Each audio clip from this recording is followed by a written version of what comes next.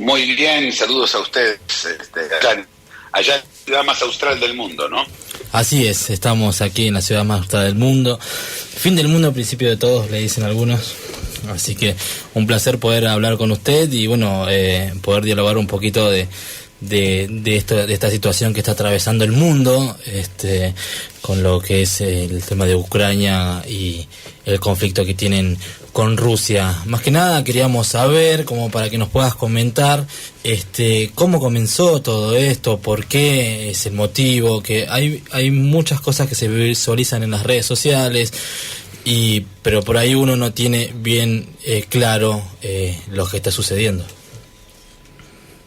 Bueno, lo que estamos viendo en este momento es una invasión de Rusia a Ucrania, ¿sí? Esto está claro, no creo que podemos entrar en los detalles de la invasión, pero vos querés saber los orígenes, el porqué de esta invasión. Y nos podemos ir tan atrás como a llegar incluso al siglo VIII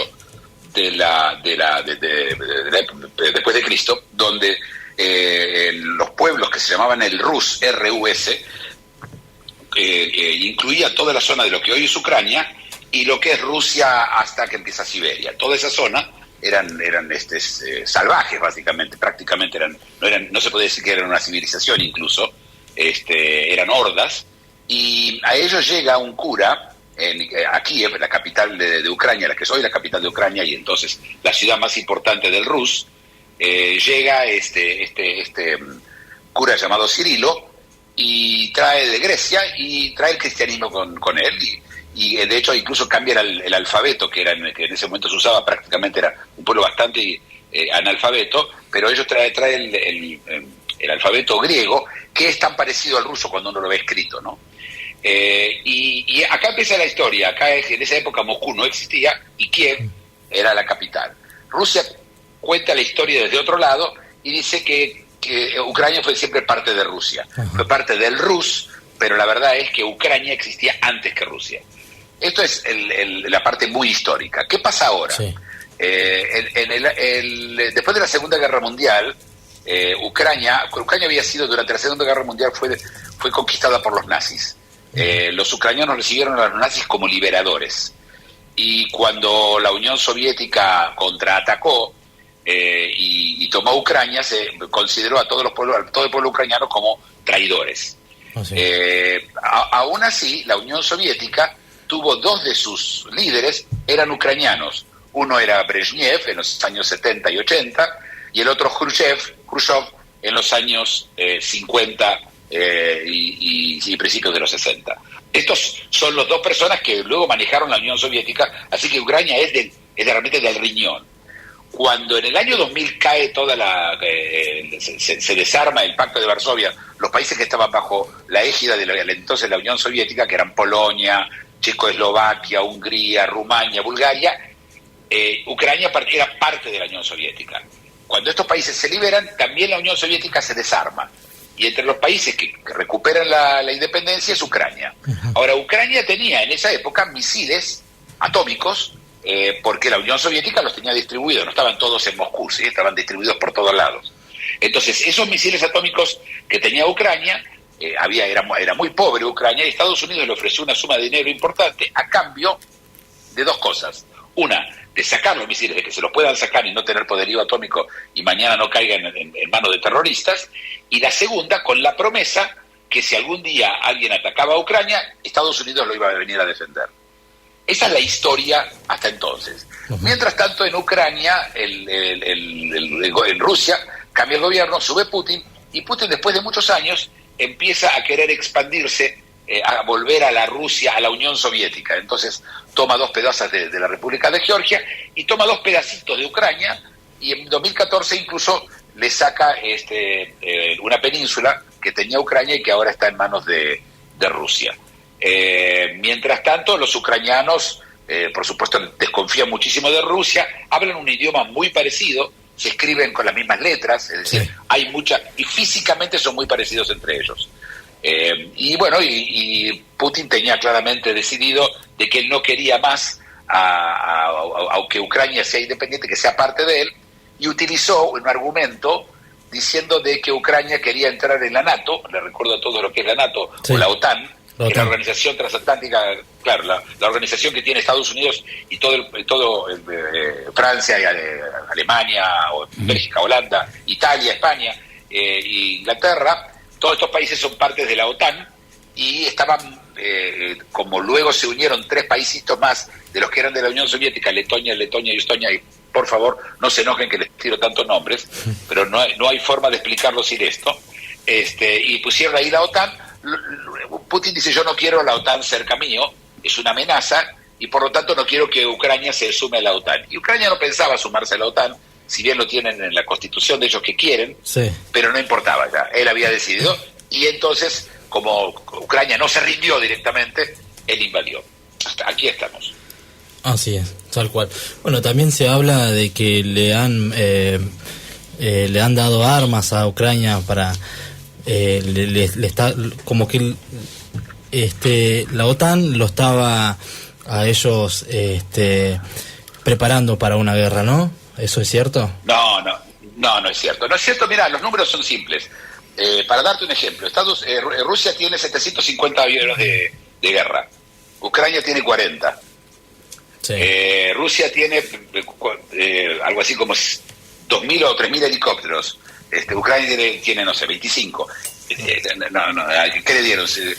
Es más, Alemania le tenía que haber mandado cascos, ya no armas, cascos, y se negaba a mandarlos. Ahora recién aceptó enviarles ayer cascos. Así que para nada, la OTAN no ayudó nada a Ucrania. De ningún modo. De hecho, eso es lo que pasa ahora. Sí, Muki, le hago una consulta. ¿Usted qué piensa con esto que se dice que, bueno, el trasfondo de esta situación es el debilitamiento internacional de Estados Unidos? El debilitamiento de Estados Unidos, yo te diría, está signado por el presidente o el presidente de Estados Unidos, que es un hombre que está claramente no bastante bien de la cabeza, es un hombre ya con demencia, claramente, lo hemos visto varias veces, y por supuesto los enemigos huelen debilidad, y de hecho, mira, en Afganistán, vos viste lo que pasó, cuando tenía que salir de Afganistán fue un desastre, parecía como si esta historia la hubiera manejado, no sé, Nicaragua, ¿sí? Fue un desastre. No solo eso, vos tenés también la pandemia. Él dijo que iba a terminar con la pandemia y por supuesto no terminó con la pandemia porque no podía terminarla. De hecho, la pandemia fue un desastre. La última ola, que ahora está recién terminando, fue un desastre. Y además tenés varios de los acciones que se hizo en Estados Unidos. Hay inflación. En Estados Unidos no hay inflación hace 35 años. Y ahora hay 8 o 9% anual de inflación. No es Argentina. Claro. Pero hay inflación. Y te imaginás, la nafta, por toda esta historia, se fue de más o menos 70 centavos de dólar el litro, sí, al doble, a $1.40. Uh-huh. Y si esta historia sigue peor, es decir, acordémonos que Rusia es el segundo productor más importante de petróleo del mundo, si esto termina en un boicot del petróleo ruso, sí, el precio se va a 200-300%, y esto en la Argentina también, sí, por supuesto. ¿Y cuál piensa que es el rol de Estados Unidos en la invasión de Rusia a Ucrania? Ninguna, ¿qué rol? Justamente la falta de rol que permitió a Putin hacer lo que hizo. Esto con Trump no lo hubiera podido hacer, ni hablar de Bush, incluso con Obama no se hubiera atrevido a hacerlo. Lo hizo con un hombre que claramente a ver, vos conocés en fútbol, hay un relator, Víctor Hugo, ¿no? Víctor Hugo Morales. ¿Lo escuchaste alguna vez? Sí. Víctor Hugo Morales. Bueno, Biden hizo de Víctor Hugo Morales de la crisis. Cada tanto relataba, va a pasar, va a llegar, mañana van a invadir. Barrilete cósmico, todo. Sí, claro, barrilete cósmico. Parecía eso, parecía un comentarista de la crisis en la que él es un protagonista. Bien, y con respecto, usted nombró el petróleo, ¿qué otros recursos podrían encarecerse en América con respecto a este conflicto? En América, el trigo. Por supuesto, para Argentina no es un problema, Argentina es un exportador de trigo, pero el Uruguay no, y Chile no, ¿entendés? La pregunta es de qué país estamos hablando, pero el trigo es el pan, todos los commodities, el cobre. Rusia es el país productor de muchísimos, de los diamantes, por ejemplo. Rusia es el más grande productor de diamantes, productor, por llamarlo así, de exportador de diamantes del mundo, más que Sudáfrica. y muchos de los otros minerales. Sí, sí, Rusia es un problema. Además que, por ejemplo, ahora, mirá, no hace falta que falte algo, como decís en América. Sí. Pensá que los aviones, para poder volar desde Europa a Japón, necesitan pasar por Rusia. Y Rusia acaba de cerrar el espacio aéreo para vuelos de países de Occidente. Imagínate lo que se va a encarecer los vuelos. Sí, sí, lo que afecta al mundo, ¿no? Uno por ahí piensa, bueno, es Ucrania, es Rusia, pero en realidad es algo que está afectando y que va a afectar a todo el mundo, ¿no? A todos. Y hay una más. Estamos hablando, mira, yo quiero que pienses esto. Es la primera vez desde Hitler, que un solo tipo, decide todo. Y a diferencia de Hitler, él tiene el botón rojo de las bombas atómicas, ¿sí? De los misiles. Claro. Es decir, que si este hombre se raya, ¿sí? O decide amenazar, o decide mostrar una lección, podemos entrar en algo muchísimo más terrible. Yo te recuerdo que este hombre mandó a envenenar con un veneno Novichok, ¿sí? Gente en Inglaterra. Sabemos que lo hizo él. Así que para él no tiene problema con las vidas humanas. Él puede utilizar armas químicas, armas biológicas, armas atómicas, y las tiene él. Él es el hombre que lo decide. Claro, no su gabinete, es él. Tal cual. Y usted como analista internacional, ¿cómo piensa que va a continuar esto? ¿Cómo va a terminar? ¿En qué momento va a terminar? ¿Cómo va a seguir todo? Mira, en este momento las tropas rusas están haciendo papelones en Ucrania. Te cuento una que es increíble. Cuando venían las tropas rusas se perdieron. En vez de ir... ¿Por qué? Porque los ucranianos les cambiaron los carteles. Esto es real, acaba de salir hoy en Sky News. No lo estoy contando yo porque me lo contó un amigo, ¿sí? Así.